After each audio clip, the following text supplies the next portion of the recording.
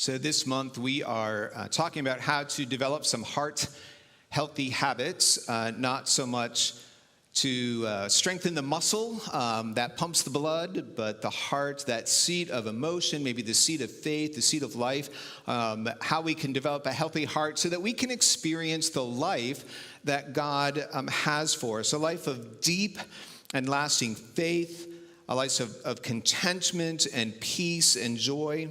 Last week we talked about the need for self-examination because the person we lie to the most is not your spouse, it's not your children, it's not your parents, it's not your boss at work. The person we lie to the most is ourselves. And actually the biggest lie I think we tell ourselves is that more is better. In every facet of life we tell ourselves more is better. More money is better. Having more toys, I'm not talking kids here, I'm talking adults, right? Having more toys is better. More square footage is better. More clothes and shoes is better. More likes and views and friends and followers on social media, more is better. In many ways, we have bought into this idea that in any situation, more is better. But what if it's our stuff that is keeping us from God? What if it's our stuff that's actually keeping us from the life that God wants for us? What if the lie, more is better, is not only destroying our heart, but our lives, our faith? This is a lie. More is better is a lie that has been around a long time. In fact, you could say that this was the original lie. Let's go back to the story of creation. Adam and Eve are created in the image of God, and they are placed in the garden. And God says, you can eat of any tree you want in the garden. All of this is yours except for this one tree in the center of the garden, which is the tree of the knowledge of good and evil. Don't eat of that or you will die, but everything else is yours. So literally, they had everything else. Everything in all of creation, everything that God had made, everything God gave them. They had it all, except for this one tree. And then the serpent said to Eve, he didn't really say that you would die if you ate from that, right? Begin to question. You know, if you ate of that tree, you'd have more knowledge. You would know the difference between good and evil. That'd be a good thing. You would be more like God. More is better. You know what happened? Adam and Eve heard the lie. They believed it. They ate from the tree. And as a result, what happened? They were kicked out of the garden. They didn't experience anymore the life that God had for them, the life God wanted for them. They bought into a lie, and the result of that lie was they were no longer close to God. They were no longer experiencing the contentment and the peace and the joy that God had for them. And when we buy into the lie that more is better, we also find ourselves perhaps far from God, far from the peace and the contentment and the joy that God has for us. So to begin to help us understand how we can confront this lie so that we can overcome it, we're going to look at a story from the life of the Apostle Paul. So Paul was one of the early followers of Jesus. He was a missionary. He went all over the place proclaiming that Jesus Christ was Savior and Lord. And he got in trouble with some of the religious leaders and some of community leaders at times. He was back in Jerusalem. He's preaching, and he was arrested and sent to prison. And in prison, he appealed his case to the highest authority of the day, which was Rome. And so Paul is sent as a prisoner from Jerusalem to Rome, and as they're sailing along the Mediterranean Sea, actually they're probably in the Adriatic Sea at this point in time, but as they're sailing, a fierce storm comes up, and it batters the ship for days, for weeks. For 2 weeks, they are in this storm. They are being tossed about. If I was in a storm being tossed about for 2 weeks, I would not be eating because anything I ate would be coming right back up. But they were not eating. Out of fear, out of the storm, for 2 weeks, they ate nothing. And then finally, Paul urged everyone to eat, to regain their strength, because God was going to save them. So we pick up the story in Acts chapter 27, verse 35. And when he, Paul, had said these things, telling them they should eat, he took bread, and giving thanks to God in the presence of all, he broke it and began to eat. When they all were encouraged and ate some of the food themselves, we were in all 276 persons in this ship. And when they had eaten enough, they lightened the ship, throwing out the wheat into the sea. After they had eaten enough, they threw out everything else into the sea. They did that to lighten the load, to lighten the ship. You see, if you lighten the ship, it rides higher in the water. If it rides higher in the water, they're not going to run aground in the middle of a storm. They maybe will be able to get a little bit closer to shore before they run into, a sandbar or rocks. If they're closer to shore when the ship hits the rocks, then they'll more likely be able to get to land safely. And so they throw out their food. They had eaten enough, and they threw out their food. And it was lightening their load that saved their lives. Getting rid of the extra stuff made all the difference. It made the difference between life and death. So one of the lessons is that we might want to lighten the load. It might make the difference in our lives between life and death. But there's another lesson hidden in here, and that is to learn what it is to have enough. They ate until they had enough. They didn't eat too much, because then they would have just gotten sick. They didn't eat too little because they had to get their strength. They ate enough. They were satisfied with enough. And once they had enough, they didn't need any more. And so one of the lessons of this story is that we need to learn when we have enough. The word enough means to have what you need. Not to have everything you want. Not to have everything you're going to need for the rest of your life. It's to have enough for now. Maybe for this season. But enough. So the way to confront and overcome the lie that more is better is to learn to have enough. It's to learn to say, I have enough. I'm not sure we say that enough, so say it with me. I have enough. I don't need any more. I don't need more toys. I have enough. I don't need more cars. I have enough. I don't need more square footage. I have enough. I don't need more clothes. I have enough. I don't need more shoes. I don't need more stuff. Can we learn to tell ourselves that more isn't better? And we confront that lie by saying, I have enough. And then once we have enough, once we know we have enough, can we lighten the load?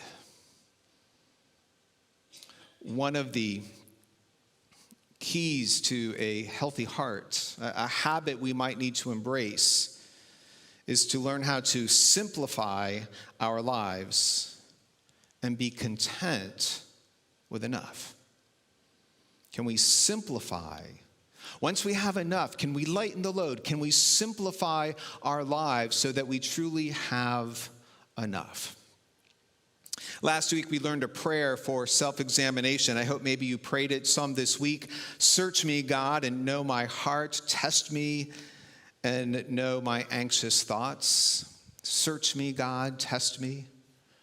Here is a prayer for learning to have enough. God, give me less of what doesn't matter and more of what does matter. God, give me less of what doesn't matter. And then what happens? You have space and room in your life. And once you have that, then it's like, God, give me more of what does matter. You can't ask for God to give you more of what matters if your life is too full. You have to start with the first part. God, give me less. Help me simplify. Help me lighten the load so that I can then get more of what does matter.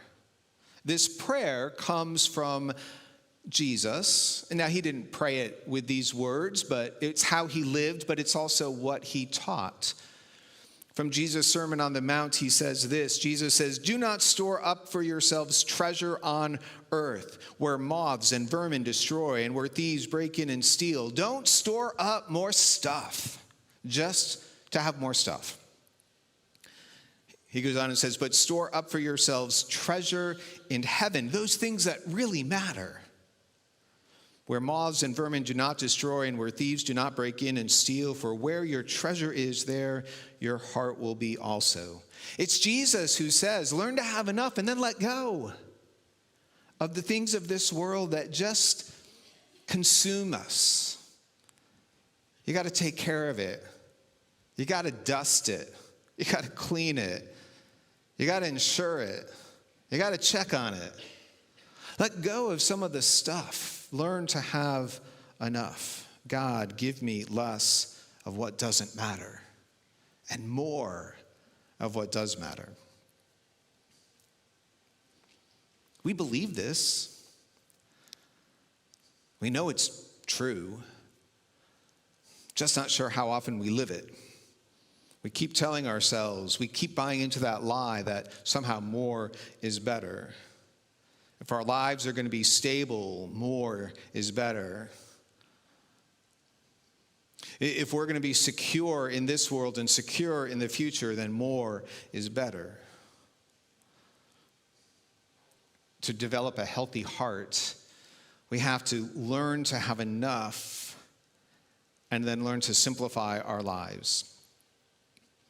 In the book of Hebrews, it says, "Let us throw off everything that hinders and the sin that also easily entangles. And let us run with perseverance the race marked out for us, fixing our eyes on Jesus, the pioneer and perfecter of our faith." I have to tell you that every time I've read this verse, probably throughout my life, when I've read this, I've said, let us throw off everything that hinders. And when I hear that, I think of the sin that so easily entangles.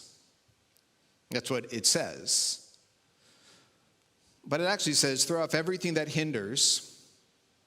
Let's kind of pause. Everything that hinders. Everything that hinders. And the sin that so easily entangles.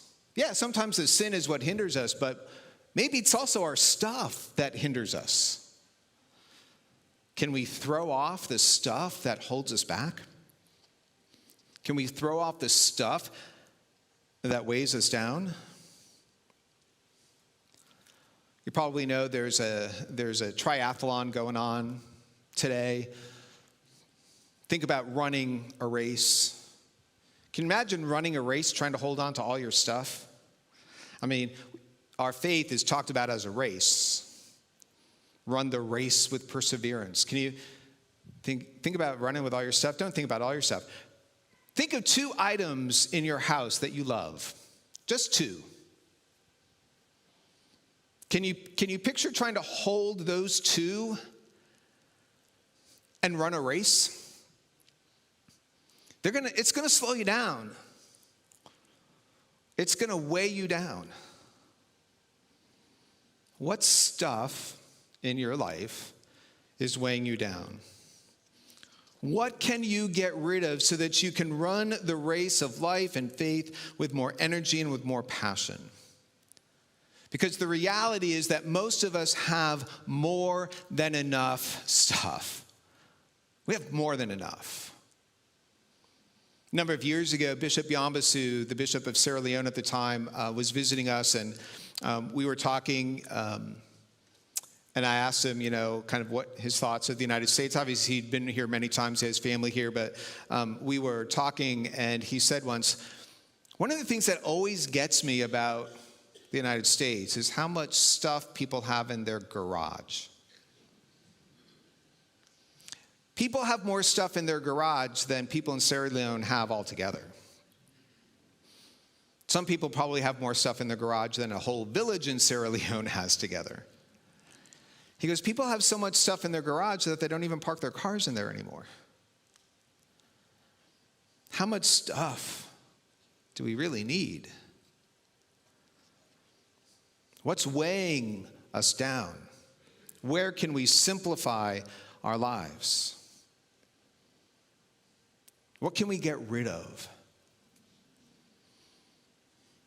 What kind of clothes or belongings can we get rid of? After my mom passed away at the end of the year and we were doing a final clean out of the villa where she lived, we were going through some of her stuff and we were sorting things out, and we had one bag that just had kind of odds and ends of stationery and office supply kind of stuff, and I couldn't believe that they had 4 hole punches. Those single hole punch, not like they had a couple of the 3 hole punch, but just a single hole punch. First of all, why does anyone need a hole punch? Why do you need 4? And why was one never opened? I tried to get rid of them. I brought them here to the church and it's like, well, we don't really use them. I'm like, 4 hole punches. They had like 5 staplers. They had boxes of paper clips. My mom knew that my pet peeve was how many pens she had. And I would always go and start scribbling to see if they didn't work, and I'd start throwing them away, and she'd get anxious. Don't throw away my favorite pen. Which one's that, Mom? Well, this one and this one and this one. And so we set aside all of that stuff, and there was like two bags full. We could have opened an office supply store.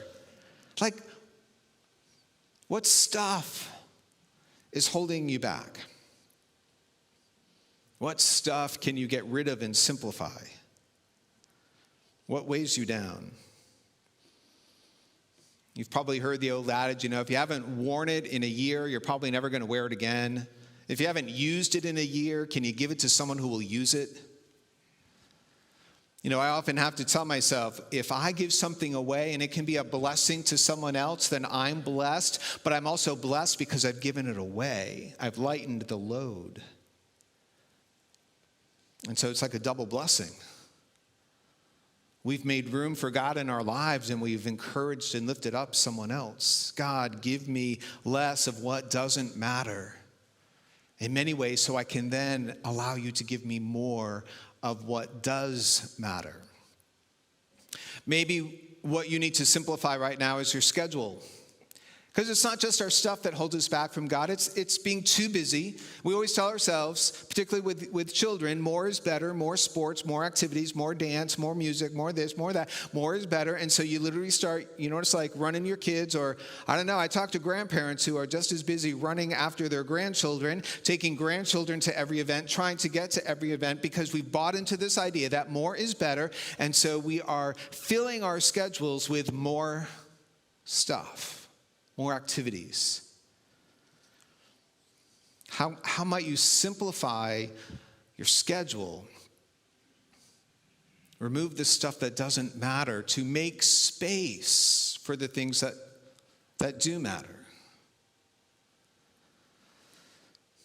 Maybe what you need to simplify is your social media footprints. Do you have Facebook, Instagram, TikTok, Pinterest, Twitter? Every account you have to manage. You have to check. You have to make sure you weren't spammed. You have to make sure you weren't hacked. And then you start looking at all the stuff that's there. Can we simplify our social media life so that we have more time for people, real people, face-to-face conversations, not Facebook conversations? Maybe what you need to simplify is the entertainment life that you have. I'm one of the people who can still remember 4 TV stations ABC, CBS, NBC, and like always that independent station that did all the reruns, my favorite. We had 4 choices. Now people have more than 4 choices of entertainment platforms. I mean, there's Hulu, Prime, Netflix, Disney Plus, Apple TV, and the list goes on and on and on. It takes you hours just to figure out what you want to watch and where you find it. Can we simplify, our entertainment options so that we can focus on what really matters? God, give me less of what doesn't matter so that I have space and room for what does matter. What does matter? I don't know, maybe it's eating dinner with your family. Maybe it's taking a walk. Maybe it's playing a game together where there's conversation and interaction. Maybe what matters is turning off the TV for a week so that you can volunteer with Vacation Bible School and interact with the most amazing children who will fill your life with joy and make you go home exhausted. God, give me less of what doesn't matter so that I can have more of what does matter. Let me give you an illustration. I've used it before, but it's too good to not use again. If you can't tell, these are pretzels. I use pretzels because I don't like them as much as potato chips. And if they were potato chips, I'd want to eat them all, so I decided, well, I'll just use pretzels. There's a passage in the book of Ecclesiastes that says, better is one handful with tranquility than 2 handfuls with toil and chasing after the wind. Better is 1 handful than 2 handfuls. With 2 handfuls, I can't do much of anything else. And in time, I'm going to probably drop some of these. And so what's going to happen is I'm going to go back to get more. And if these were potato chips, the bowl would be gone in about an hour. And then I would just have to fill the bowl up again. And again, eventually, I'm not going to be feeling peace or contentment. I'm going to be feeling a little nauseous. But better is 1 handful with what? Tranquility, peace, than 2 handfuls with work and toil.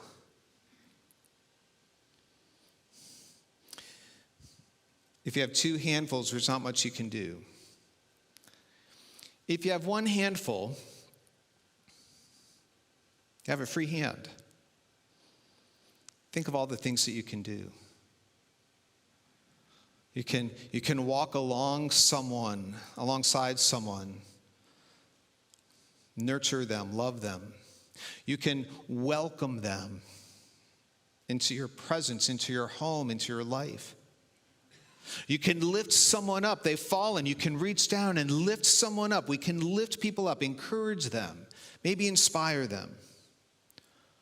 We can serve, wash a window, wash some dishes, pound a nail. We can serve. We can give thanks and praise to God. We can worship. We can pray. We can study God's word. When we have enough, there's all this room and space to live the life that God wants us to live. 2 handfuls. Can't do much of anything. And we just work to try to keep 2 handfuls. So here's the assignment. Here's the homework. Here's the task for us. What actually matters? In your life, what does and what doesn't matter? What are the things you need to have enough of? What are the things you can let go of? I'm going to be honest, this is different for different people, so I can't tell you what matters in your life. Only you can do that. For some people, what's going to matter is their family. You have them, you have your children for a season. You have your grandchildren for a season. Maybe that's what matters, and that's where you need to pour yourself in. I have enough of this so that I can invest with this. For some, it might be my church family. I mean, I'll be honest, for me, that's always been a focus, a priority. This is my family. Maybe what matters is a circle of friends that you have nurtured and developed and are closer to you than brothers and sisters. For many people, and I am so grateful for this in our community, our church, for many people, what matters is serving others. We have an amazing mission team, and what matters to them is we just want to serve and we just want to help. And so they're making room and space in their life to serve other people. Maybe what matters to you is taking a walk in the beauty of God's creation, sun or rain, and just seeing the beauty of what God has created. How great thou art. When through the woods and forest glades I wander, God, that's what I need to make time for. That's how I worship. That's how I connect. That's how I recharge. For some, what matters most right now might be your health. So taking time for rest and recovery and rehabilitation.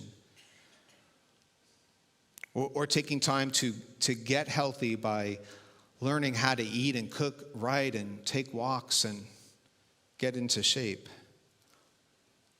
Only you can figure out what matters and what doesn't matter.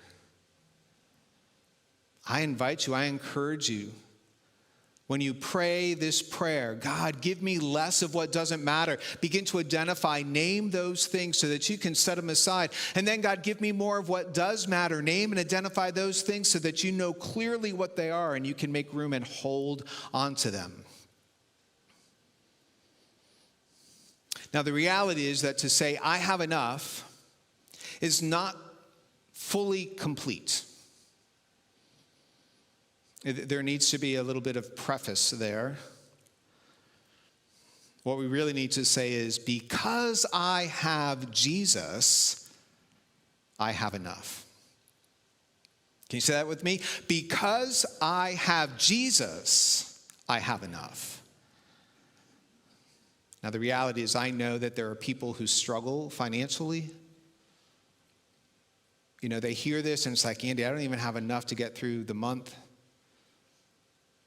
We struggle, to provide food for our family and pay all our bills. And I get it. Which is why saying I have enough feels a little incomplete. But even in situations of need, if we can tell ourselves, because I have Jesus, and I have the promises of Jesus, that he will provide for my needs. I don't know how, and I need to be open to that. But if we have Jesus and the promises he makes with us, then no matter what circumstance I'm in, I have enough. And that's exactly what the Apostle Paul said. Philippians chapter 4, Paul says, I know what it is to be in need. I know what it is to have plenty. And I have learned the secret to being content in any and every situation. He knew what it was to have great need. He was sitting in prison. He had very little at times. He's traveling and was kicked out of places. And he knew what it was to be hungry. And he knew what it was to be well fed when he was cared for by others. He goes, but I've learned the secret of being content in any and every situation, whether well fed or hungry, whether living in plenty or in want. I can do all things through him, through Christ, through Jesus, who gives me strength. Because I have Jesus, no matter what situation, no matter where I find myself, because I have Jesus, I have enough. Because I have Jesus, I can let go of some stuff. Because I have Jesus, I can lighten my load. Paul knew he had Jesus. The Apostle Paul knew he had Jesus. So, on the ship, among the sailors in the storm, he took bread, He gave thanks to God. They all ate enough. And then they lightened the load.